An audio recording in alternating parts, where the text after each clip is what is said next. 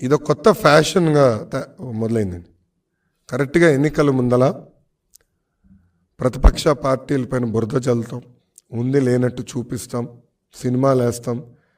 ఇది చూస్తే ఈ సినిమాకి అయ్యే బడ్జెట్ మొత్తం ఏకంగా సైకో జగన్ నుంచి వస్తుంది, ప్రతి రూపాయి వస్తుంది. ఇప్పటికీ డైరెక్టర్ గారు ఐ థింక్ మూడు సార్లు కలిసినట్టున్నారు జగన్.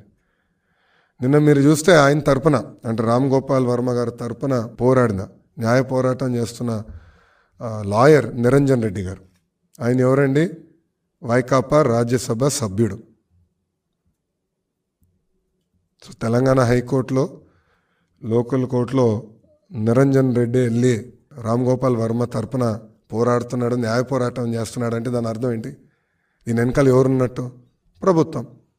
ఎస్, మాకున్న రైట్స్, రాజ్యాంగం మాకు రైట్స్ ఇచ్చింది, అది మేము కాపాడాలని కోర్టుని ఆశ్రయించాం.